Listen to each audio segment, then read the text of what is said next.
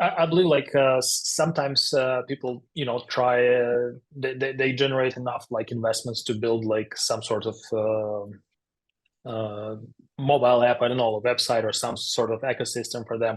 And sometimes they overestimate the result of those things. Again, you need to consider how it will help your business, exactly what core features will help them.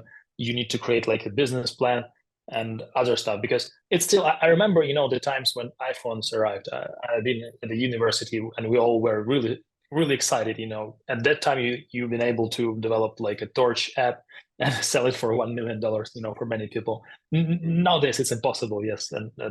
But still, people, some people, they want to develop a website and they believe that, okay, it will give you 1 million out of the way. No, you need to market it. You need to make sure it utilizes some of your business mechanics and you know how to measure it. So be careful.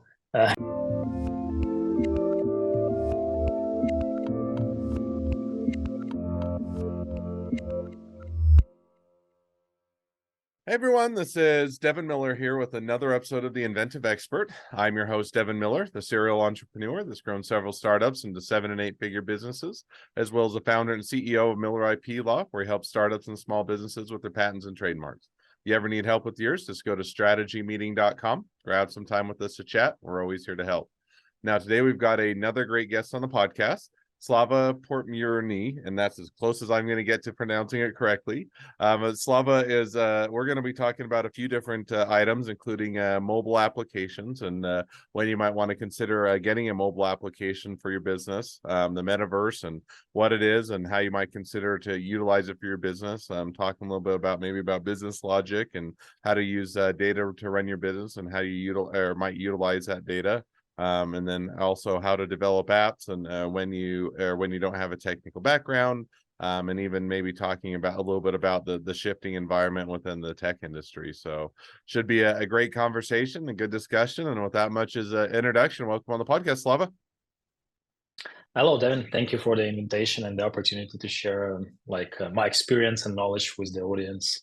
Absolutely excited to have a great conversation. So now, before we dive into the topics at hand, for those that haven't caught, Slava was a guest on the Inventive Journey podcast, which is a sister podcast of this one. So if you want to go and hear Slava's journey and how he got to where he's at today, definitely make sure to go check out that episode. But for those people that haven't had a chance to catch that episode yet, give them a quick 1 or 2 minute introduction to yourself. Sure. Actually, it's the hardest part, to introduce yourself in a short pitch. Basically, I'm doing software development for many years. Our company does it. We do custom software development. Our background, computer games, but in time we shifted our services towards more, back-end, front-end applications like mobile apps. Also, we do a lot of interactive experiences like metaverses and similar things, where 3D graphics is involved, some simulations because of probably our game development background. So, we just try to make software a little bit fun and more interesting for the people around. No, sounds like a great setup and a great introduction. So perfect. Well, maybe with that as an introduction, we'll dive into some of the topics at hand. And so, one of the main ones that we talked a bit about before is, there is, certainly a growth in the last, 10, 15, 20 years, whatever, mobile apps, so it started with really the, iPhone at least made them more popular and made them more ubiquitous. And so I think there's always a question for a lot of businesses. In the one sense, they feel like they need to have one just because everybody else has one, and yet sometimes it's absolutely necessary and it's helpful to the business and enables them. And other times you make an app, nobody ever uses it and just kind of sits there and you look at it and say, well, that was money not well spent type of a thing. So, as a business, when should you consider maybe getting a mobile app or looking into it, or when should you say, hey, that's not for us? It all depends, on the business you want to do. For example, many people, they just try to do the mobile app first, and based on, the attention they receive, build a business around it.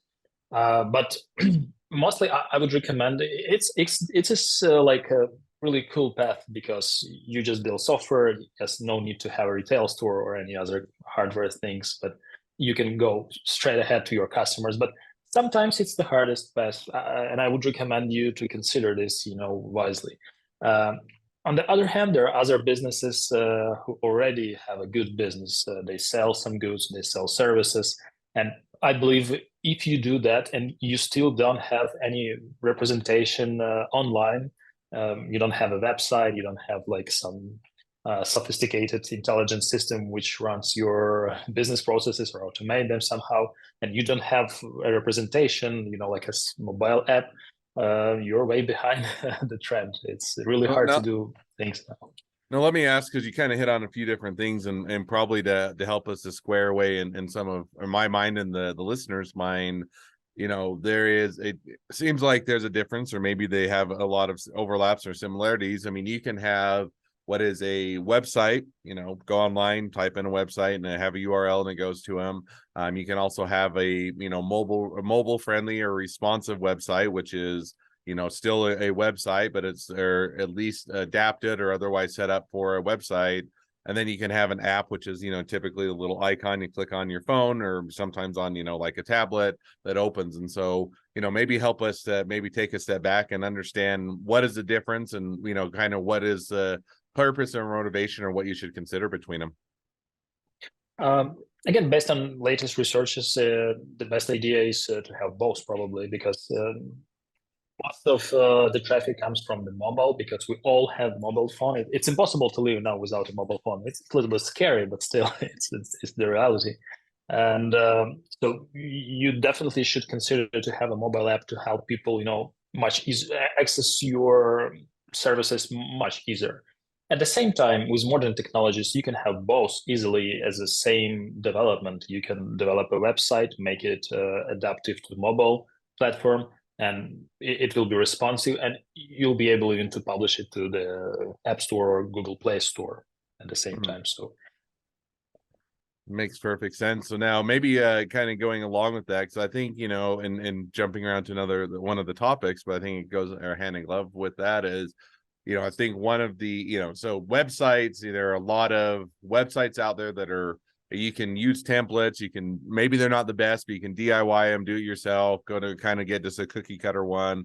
May not be amazing, but it gets you presence, and people to a degree feel a bit more comfortable with that, just because of the nature of the making it more user friendly, simpler for people to use templates. It seems like when you get into mobile apps, you don't quite have that same level. In other words, unless you want to just do a very, very simple mobile app, most of the time you need it more customized, you need programming, you need a technical background. And yet for a lot of people, unless you went to school and got a computer science or computer engineering, you've been in the field industry or the field for a while, you don't necessarily have that background or that experience. And so if you're a non-technical person, you don't have that background, I understand you can go hire someone, and maybe, that's probably what you should do, but even at that, you don't know, you go hire someone, you don't know if they're good, you don't know if they're experienced, you don't know if they're overcharging you, if it's going to be worthwhile, if it's going to be functional, if it's set up right, all those things. And so how do you go about, approaching a mobile or app development if you don't have a technical background? If you're able, and if it like works for your business, of course, the best way, is to spend less on it and try the simplest possible way. For example, you can just, as you mentioned, use one of those editors and just make a simple app. But usually, you're not able to stand out, and you're not able to satisfy needs of your customers, because they want, specifically tailored solution for their needs and based on your proposition. And that's the point where you definitely need to find a partner or hire a developer. Again, like it's much harder to hire like a whole IT department or a company, and you don't need it for most of the time. You just need to develop the app and support it. When you hire a company, it's always always the best solution is to test that company. So you give them a precise task, or a precise goal you want to achieve. They're supposed to help you understand how how you can achieve this in the most easiest way, the way you'll spend less. I would suggest, consider companies and test them like on a weekly basis or like 2 weeks. So it's like small milestones. Give them milestone, compare the result with your expectations. If results is within the expectation, at least you know that those guys, they can deliver to you. Of course, another hand, they can create like a technical debt, and they can, make those small milestones until like 70% completion of the project and fail it afterwards, tremendously fail. And so it's a good idea to maybe hire another company and make an audit and see, like receive like a feedback from another technical specialist about the quality of the app you have received. So, and that's kind of after the, a little bit after the fact, in the sense that, that's now, hey, we've got the technical quality. Is this a good app, a bad app? But if you're, kind of at that first step of hiring someone and trying to figure out who you should hire, or who should whether that's independent contractor, is kind of a one-off project, or if someone that you need to bring in-house and have as a full-time employee, either case, you're really looking at it and saying, okay, I don't know, unless you can have a good recommendation or referral, someone that's, had that they've used before, but let's go under the assumption that they don't have that, or they don't know anybody that, could give a good recommendation or referral. How do you go about figuring out, what are some of maybe the red flags or the good indicators as to whether or not you have what is a good, either whether it's an individual or firm programmers or that they're going to help you build it? What are some of the maybe the telltale signs or the red flags that you should keep an eye out for? Mm-hmm. It's a good question, actually, because it's really hard to build, like this initial trust. It's hard for us as a company who develops things for people to build this trust at the very beginning. And it's hard for our clients, to trust us. Imagine you find someone online and you're willing to pay, I don't know, like 50, like thousand, just like upfront. It's really scary, yes. At the same time, in order to, consider the best possible developer for you, or a company which will develop software for you, I would suggest take like really good. First of all, you need to understand the idea you want to develop, because you must understand the goals you want to achieve, like business goals. Give those business goals to those companies and receive their proposals. Read carefully through those proposals and understand if the company is good, they will understand them, and they'll translate them and present you some sort of a plan. Like, we'll do those models, this will lead you to this result, and you will be able, to impress your auditory somehow.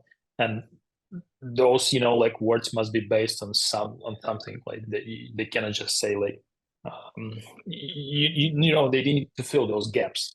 And by filling those gaps, it's always good when companies does like some sort of small research for you, or they test some assumptions or ideas before they dive deep inside the whole development.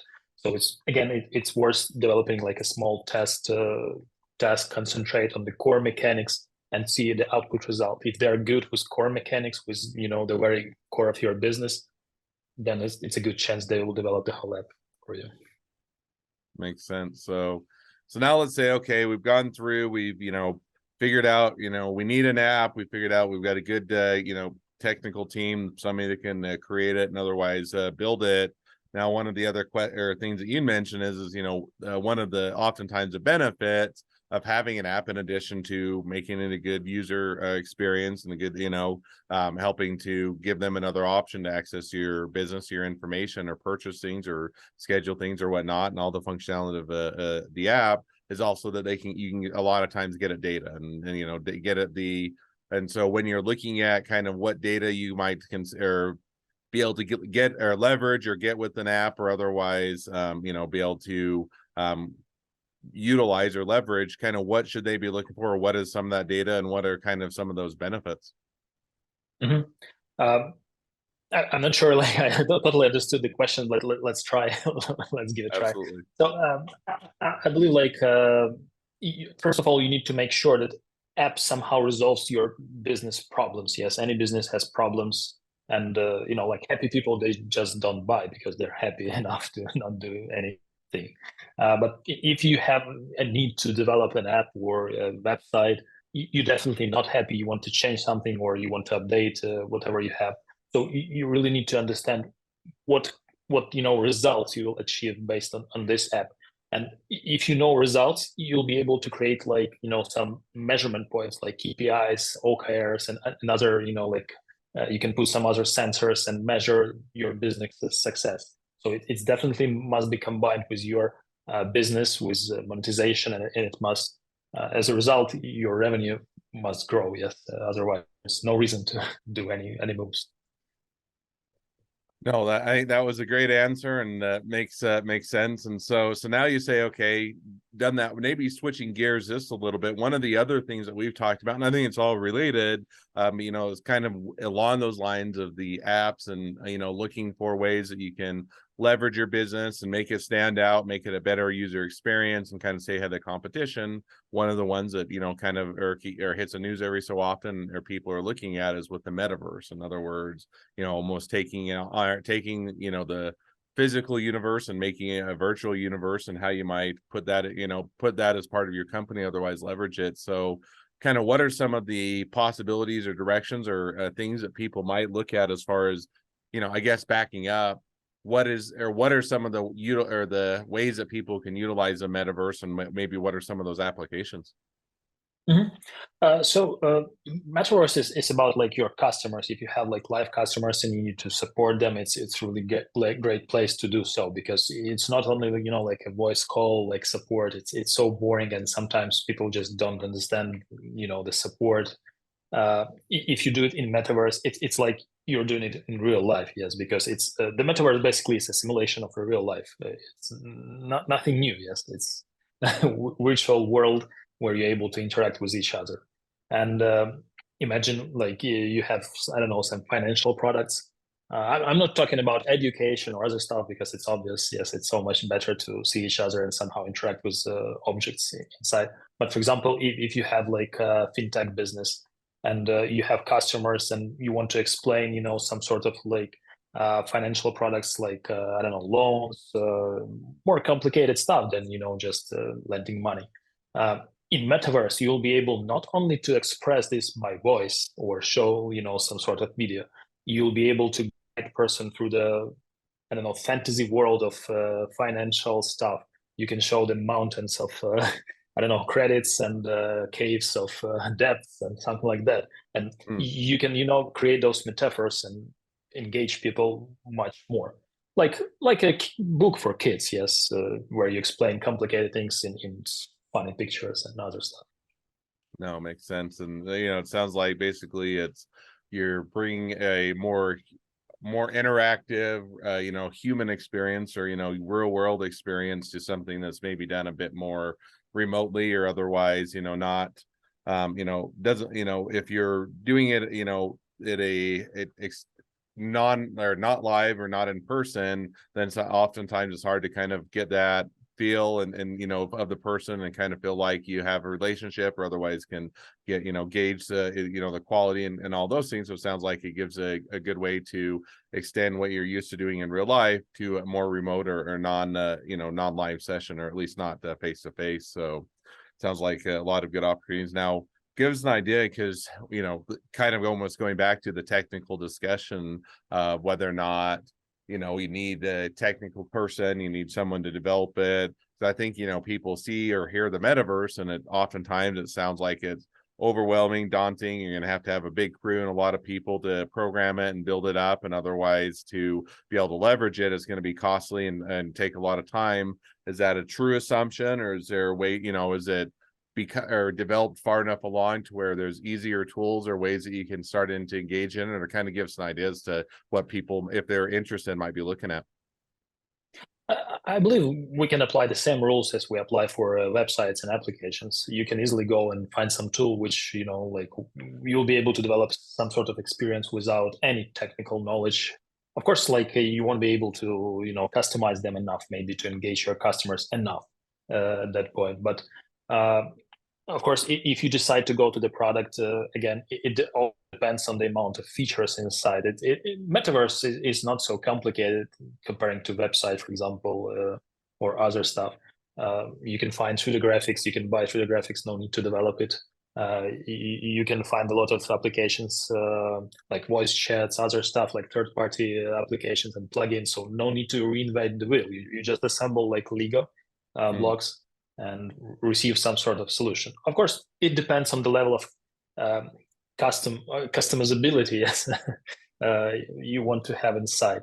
But basically, it's all about engaging your customers much deeper. You can compare it, with like just someone arrive into your shop and you present some goods for them, or you present something on a trade show. Yes, you're able to express much more emotions and motivate people to buy from it. No, makes sense, and maybe to help those out. So for those people that are maybe interested in kind of checking it out or starting to toy around with it a bit, or otherwise, try it out. Are there because if you're to go build a website, they have a lot of things. You have Wix, you have Shopify, you have a lot of ones where you can template it, try it out. Even if it's not perfect, you can at least start to get into that. And then a lot of times as you do, you quickly find out, hey, I'd like to go or have someone that designs this that makes this a lot nicer, but you can at least test out the concept. Are there tools out there, or what kind of tools are out there for less technical people to kind of at least start to toy around with it or get a better understanding? I cannot maybe tell exact names. Probably I know there are good even once internally during the coronavirus times we used a service from Mozilla. To be honest, can't remember the name right away. They have their own metaverse where everyone able to go ahead. It's called Mozilla Hubs. Yes, that's correct. I remember. So in Mozilla Hubs, you're able to create some sort of experiences, add different 3D models, build your custom environment, and maybe create some sort of a journey. It's custom sounds and custom graphics. And there is no need to have any technical knowledge, only imagination and the ability to place, items in 3D space. That's it. But at the same time, you can find that you don't like some things. And of course, in non-custom solutions, you're not able to change those. You're only able to use the flow they present to you. So it's maybe some of our customers, to be honest, they created their first products inside service providers' applications. But at some point, they understood that it's impossible to utilize it fully as they want to. And that's why they developed custom solutions. Awesome. Makes sense. And so it sounds like there may be a few tools out there and people would have to look around and kind of see what may be available. But it'll likely quickly become where if they're wanting to really get something, then they'll want to bring on someone that has some background and experience in order to give or deliver a good product to them. So awesome. Well, maybe wrapping up before we wrap up with the final question, or one of the other things we talked about, and maybe in a bit broader strokes, is within the technical industry, it seems like every other day you're hearing within a lot of the kind of the tech industry or the bigger data that you're hearing layoffs, you're hearing up or adjusting and changing around the business models, or otherwise having to pivot, and just a little bit more of a tumultuous time in that the tech industry. Any thoughts on that as far as how that's going? Is it one where it is the news is overhyping it, or is it really going on? And what should people consider? Or is that at all impact things or change things at all? I mean, right now we see that there are big technical companies. They do a lot of layoffs, yes, and a lot of IT people may be searching for a job. But at the same time, I believe it's just the market is shaking, and some concepts and trends are changing. We see now, Chat GPT. It's real competitor to Google now, yes, and Google really nervous about what Chat GPT able to do and what Microsoft Assistant able to do. So you see basically I believe IT world and the technological world as a constant growth. If it will stop, we'll have a lot of social problems, because imagine at some point the progress will stop. It's impossible, and it will be a disaster. So there's always innovation, and just sometimes people they need to reconsider concepts or old concepts, and the world is now so much faster. That's why we see those cycles much often than we used to. No, makes sense, and sounds like there's some readjustment going on within the industry. Is it, I think happens with every industry on occasion, that either gets overemployed, or there's or they build too quickly, too fast, or or vice versa. You're trying to staff up quickly and you're trying to or keep up with the market demand. And so it sounds like the industry as a whole is kind of going through that period as well. So awesome. Well, now as we wrap up the episode, I always like to ask one question at the end of each episode. So we'll jump to that now. So that question is, within your industry, what is the biggest myth and why is it wrong? I believe sometimes people try they generate enough investments to build some sort of mobile app, I don't know, a website or some sort of ecosystem for them, and sometimes they overestimate the result of those things. Again, you need to consider how it will help your business, exactly what core features will help them. You need to create a business plan and other stuff, because it's still, I remember the times when iPhones arrived. I've been at the university and we all were really excited. At that time you've been able to develop a torch app and sell it for $1 million, for many people. Nowadays it's impossible, yes. And but still people, some people, they want to develop a website and they believe that, okay, it will give you 1 million out of the way. No, you need to market it. You need to make sure it utilizes some of your business mechanics, and you know how to measure it. So be careful, consider, create plans, and only after implement them.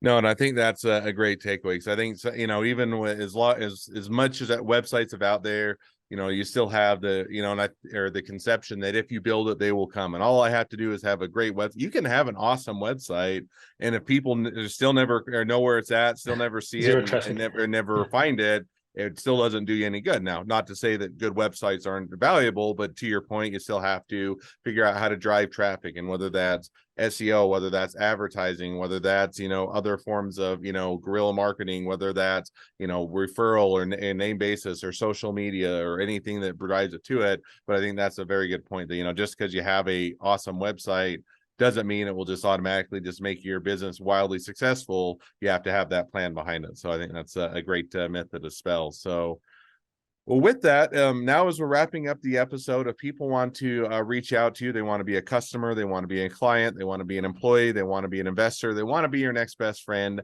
any or all of the above, what's the best way to reach out to you, contact you, find out more? I believe if it's business connected, the best way is to reach me out from the website. We have a contact form. It's always checked, and I think the second way is use my LinkedIn and just write me a message. Awesome. And just for those that are listening, otherwise can't see, what is the website that they might want to, or that they would want to check out? It's visortech.com. Awesome. Well, I definitely encourage people to reach out to the website, check it out, and or reach out or connect with Slava on LinkedIn as well. Definitely a great person, and can help you to leverage your business, and if nothing else, make a new best friend. So with that, thank you again, Slava, for coming on the podcast. It's been fun. It's been a pleasure. Now, for all of you, the listeners that are out there, if you have your own journey to share and you'd like to be a guest on the podcast, start out with going to Inventive Journey or the Inventive Journey podcast. Go to inventiveguest.com. A couple more things as listeners, make sure to click share, subscribe, and leave us a review, because it really helps us to help reach even more startups and small businesses, to share this expertise and help them along their journey to success. And on that note, if you ever need help with your business, with patents, your trademarks, or copyrights, feel free to go to strategymeeting.com, grab some time with us to chat, and we're always here to help. Well, thank you again, Slava, and wish the next leg of your journey even better than the last. Thank you, Devin. Thank you for the invitation. Have a nice one.